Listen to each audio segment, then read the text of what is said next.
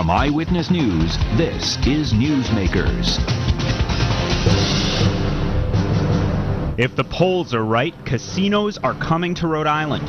Voters will decide in November whether to allow table games at Twin River and Newport Grand. And with Massachusetts about to license its own facilities, they're expected to say yes.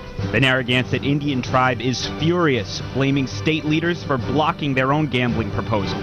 Our guest on the first half of Newsmakers, the Narragansett tribe's chief Sachem, Matthew Thomas.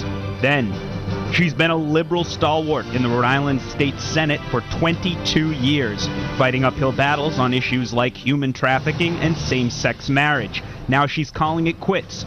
We'll ask why. Joining us on the second half of Newsmakers, State Senator Rhoda Perry.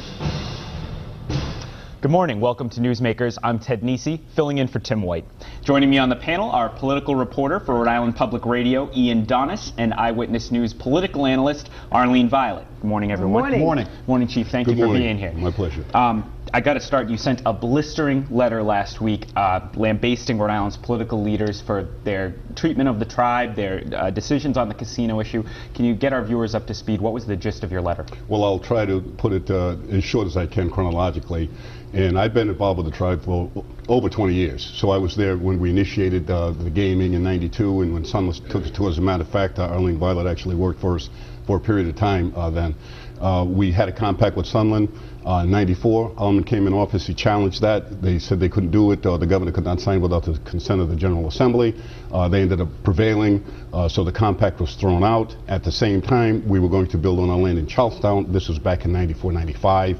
And at that time, in '94, '95, when we were cleared, we ended up going through the courts, where we were successful also. At the same time, in '95, the late Senator John Chafee tried to attach a bill to the Omnibus Appropriations Budget '95 that would strip the tribe of its IGRA rights. He was unsuccessful. If people can remember, for people at home, is the federal law. The federal law, Indian Gaming Regulatory Act. Right, that applies to federally recognized and acknowledged tribes. He tried to do that in '95, and for those who remember, the government shut down in '95. There was a filibuster in Congress. Nothing happened. The next year, he tried it again, and he was successful. It was a presidential election. Bill Clinton was running for office. We got stripped of the Gaming Act. We were told at that time if we wanted to do gaming, we had to go by state and local law, get approval from the voters, et cetera, et cetera. So you fast wind now to 2000, 2002, where we came up to the General Assembly with our proposals. We were told for one fashion or another they weren't good enough, they weren't this, they weren't that. And then finally, when we did get one at the General Assembly in West Warwick that they said was past the muster or whatever you want to call it, the governor at that time, Carcieri, vetoed it, and then the General Assembly overrode his veto. He then went to the Rhode Island State Supreme Court. What the Rhode Island State Supreme Court said was all lotteries, all casinos, anything, all gaming in Rhode Island is considered a lottery. And anything outside of the, I got to get this, it's been so long, I've been here so long, but the state basically runs everything, soup to nuts. And since Harris, who was our partner at the time, was called a service provider, they said that this is unconstitutional. So what we don't understand is why there's two things that concern the Narragansett Indian tribe. How can the same thing that's happening now, but it involves the state, Twin River and Newport Grand, be any more constitutional than our proposal was?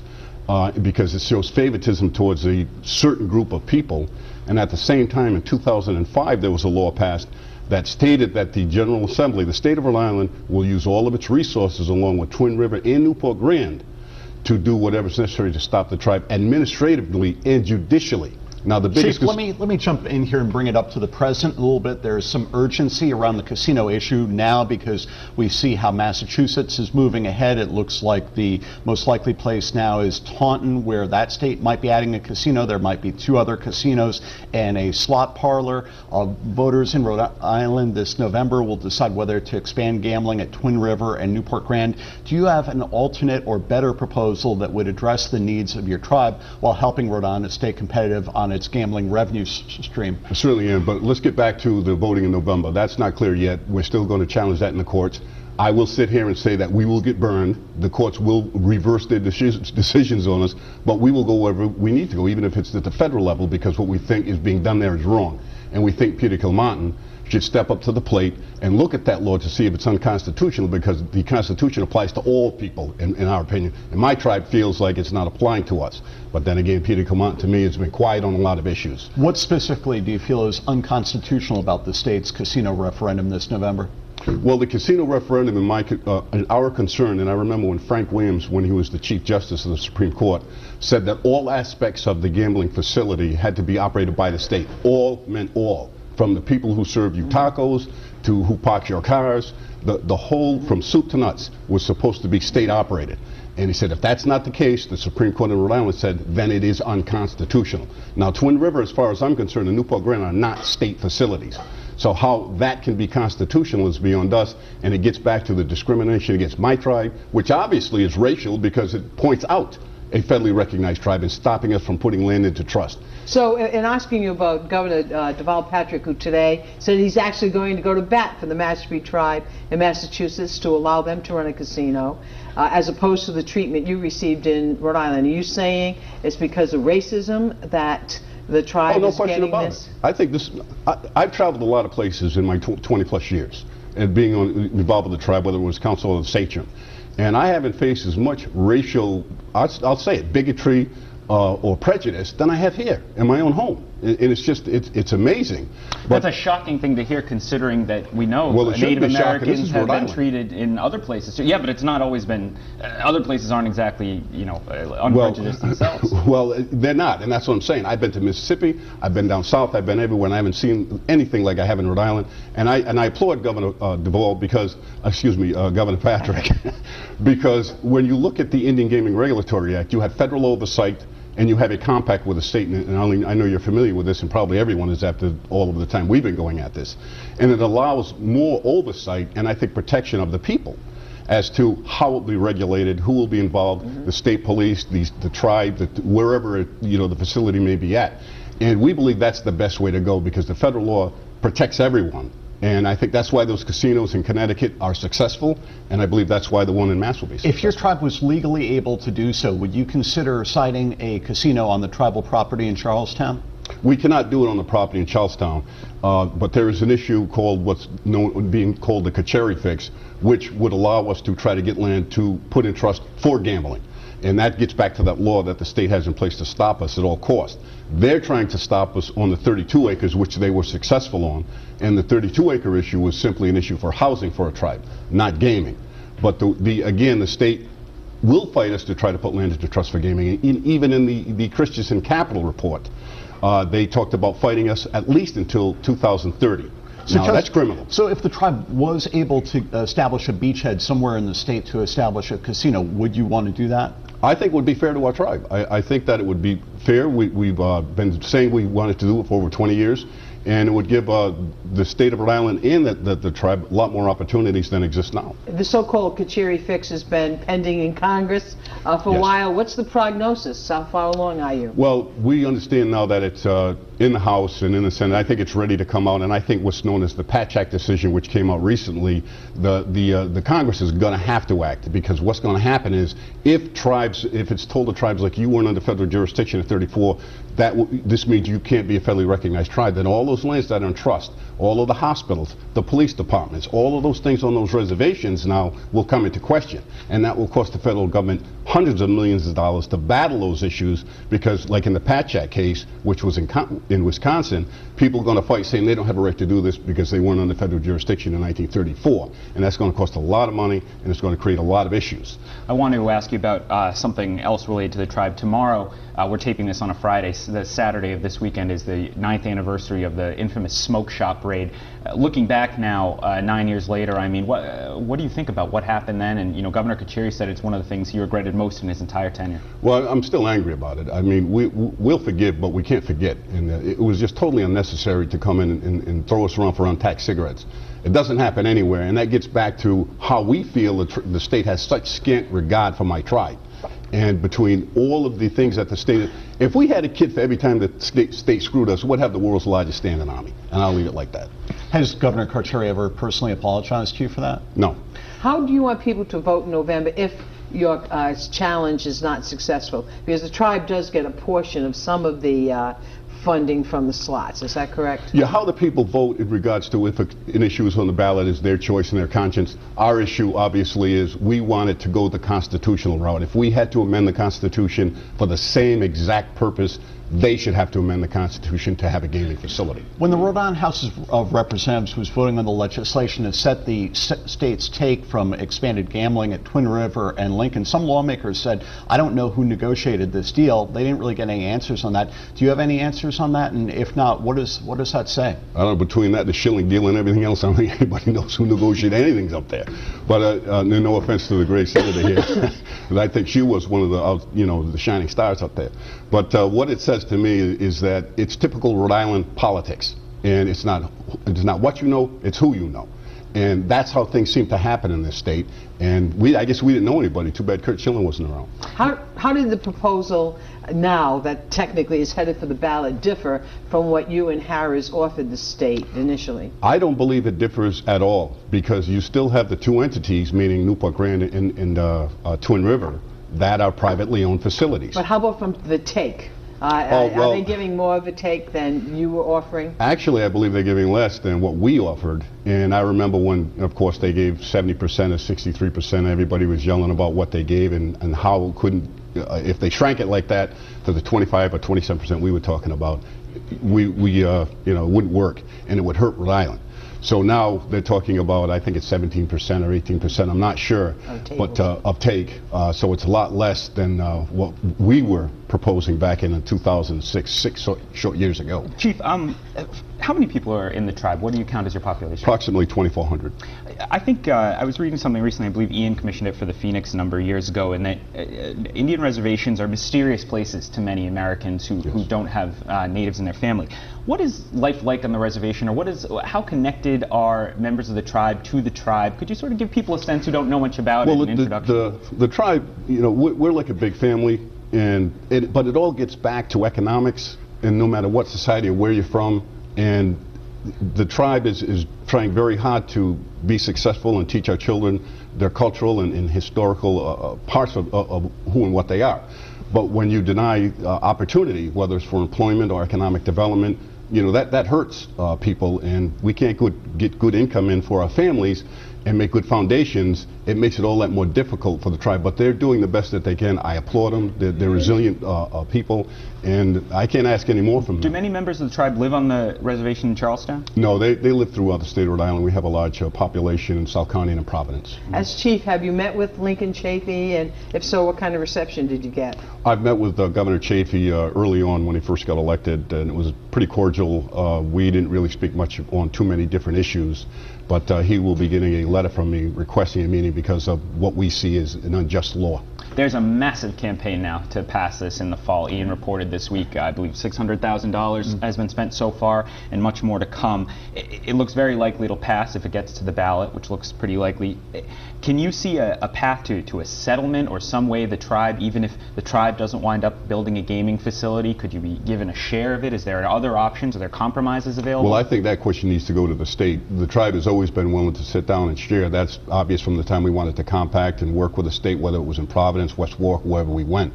So if the state wants to sit down with the tribe and say, hey, let's stop all of this fighting, we're not the ones who are saying we're not willing to do that. We're the ones who have extended the olive branch more than, Does anyone care at the state level? You sent the letter. Did anyone contact you? I don't think anyone cares at the state level. I just think all they care about is making sure they take care of the ones who scream the loudest and got the most money. Governor Kachiri offered, some modicum of slot revenue. How much is the tribe receiving? Initially, you said you weren't going to take it. Are you taking 30 seconds. All right, we received 0.17%, which equates to about $800,000 a year. And certainly, want to give it to us, we'll spend it. But we believe that the tribe is being treated unfairly, and there should be a better percentage coming to the tribe. Sounds like this discussion will be continuing. Chief Sachem, we have to take a break. I want to thank you for joining us. When we come back, a liberal voice in the Rhode Island Senate stepping aside. State Senator Rhoda Perry joins us. You're watching Newsmakers.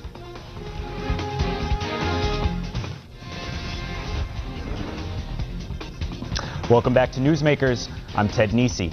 To my right, Ian Donis and Arlene Violet, and our guest for the second half, State Senator Rhoda Perry, Democrat of Providence. Senator, thank you for joining us. You're very welcome. You're retiring after 22 years in the Senate. Why now? Why did you decide to retire? I think that is the right time. I have accomplished many of my legislative goals in the healthcare area, in the civil liberties area, in the child welfare area, and also in animal welfare and social justice.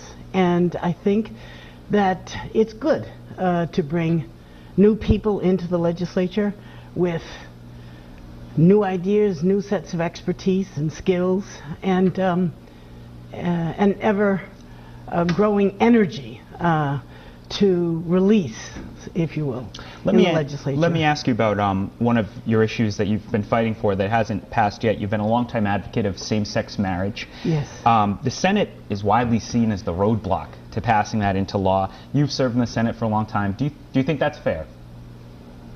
Well, what I think is fair is that at this point, the Senate this year did not have the votes to pass the law. I don't like the idea of calling it a roadblock, because I have worked, as you said, very hard for over 10 years, as have many of my colleagues in the Senate, to change people's minds. And I think we have. I think we have been very effective. There are in particular men there who would not have gotten near me with a civil unions bill that asked me to put in the civil unions bill. I see a change in attitude. I also see a change as a function of the age of the person who was coming into the general legislature, irrespective of the party that they belong to. Younger people in general are more accepting of the idea of marriage equality. And I think where I think have been somewhat more effective is trying to deal with the lawyers from the side that this is a civil rights issue.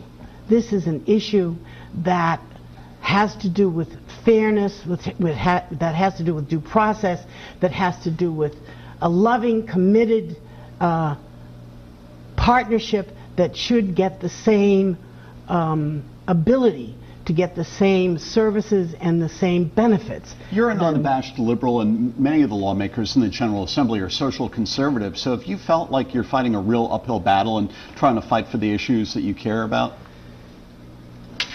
Say that again. I didn't understand the question. You're a proud liberal. Yes. Many of the lawmakers in the General Assembly are conservative on social issues like same-sex marriage, abortion, things like that. So has it been an uphill battle to fight for the issues that you care about? Yes, I think it has been an uphill battle, but I think we have been moving forward. I think we have been gaining ground. I think in each election we have gained a few more people who are in favor of marriage equality, some of whom have been persuaded by their constituents, by personal examples and personal stories of their constituents. And again, it's a nonpartisan issue, and it really doesn't split with conservatism, because there are conservatives in the chamber that are for marriage equality. You heard the Chief Sachem on the first quarter hour here. Has the legislature treated the tribe shabbily, particularly with this new legislation that doesn't have a piece of the action for them? I think perhaps the tribe could have been treated in a more fair manner. To tell you the truth, I was not involved in that particular measure to the extent that I feel that I'm capable of saying anything more definitive at this point. But you're a civil rights person. I mean, as you look at the history, you were sitting here when he went through chapter and verse of what's happened to the tribe as opposed to what's happening to the Mashpees in Massachusetts. Does that give you a little twinge in your heart as to whether we've done right by them or not? It did, and that's why I said I think that they probably could have been treated more fairly, but to give you details in that matter, I do not have it at this point. Senator, people have they criticize the legislature and how it operates frequently. We saw you adjourned at nearly 4 a.m. this year. I'm wondering, with your long experience in the chamber, are there any procedural changes in terms of how bills flow through the chamber, the hours that are kept, the time people spend there? What do you think might make the assembly perhaps work better? What would you advise? Well, first of all, I think there has been great change in the 22 years that I have been there, and in particular, I think that electronics and the availability of computers, of networking, of videos, of television cameras in most of the major committee meetings now. I also think that the Secretary of State's reporting on how we participate in our own rules and regulations and the posting of bills, the 48 hours, I think that has all been a very positive part of the change in the General Assembly. I think that although we did have several late nights, it is nothing compared to the 22 years ago under Bevilacqua, I remember. But isn't the process still the same, where lawmakers' bills get held up to secure votes on the budget, and that's why this whole thing, the final budget vote, goes on till 4 in the morning? I think that is definitely some of it. But I also would like to point out that over 50% of the Senate bills this year was passed by the end of May. So we really have, and committee meetings are going on all the time through the summer as well. I had many commissions, as did many of the other chairs and committees that met during the summer on particular issues having to do with social welfare issues as well as medical marijuana issues. And I think that we are getting better organized as a chamber, and I can't speak for the House, only the Senate. And I have seen it through 5 different majority leaders and then president. Which of those leaders do you think have been most effective, and why?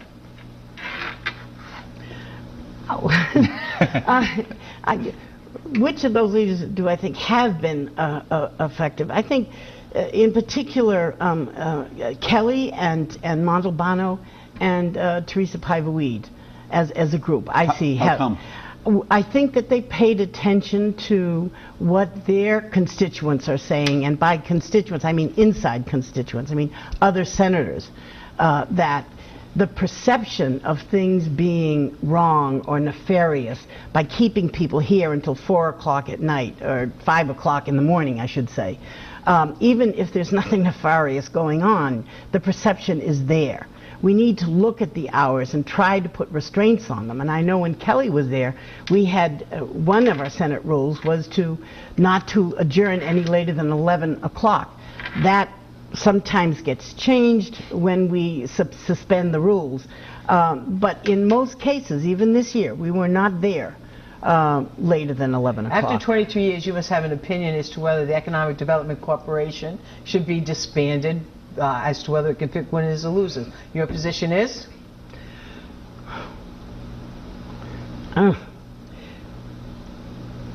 I, of course, was very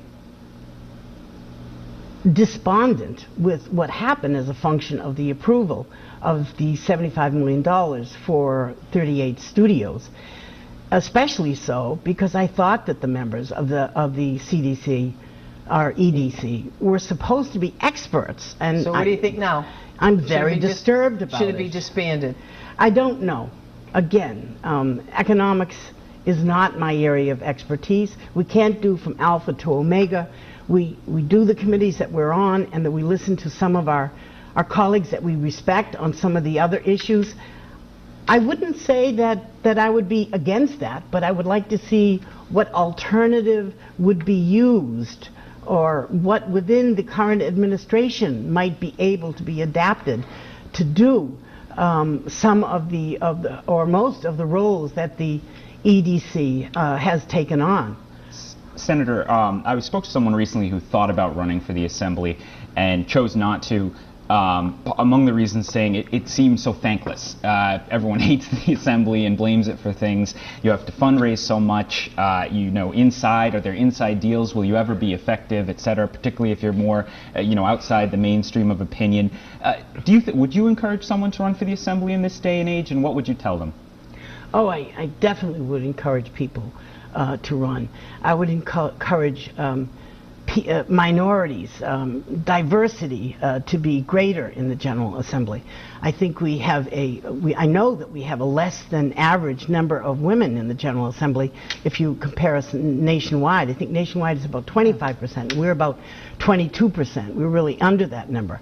In the Senate alone, we have two minorities, and we really should, if you look statistically, have probably about 8 to 9 minorities. Minority in terms of a party. I think it's a good thing having two parties.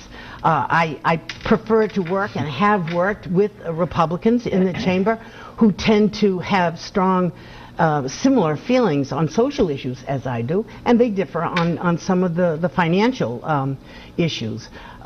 Just about 10 seconds all the time. Okay.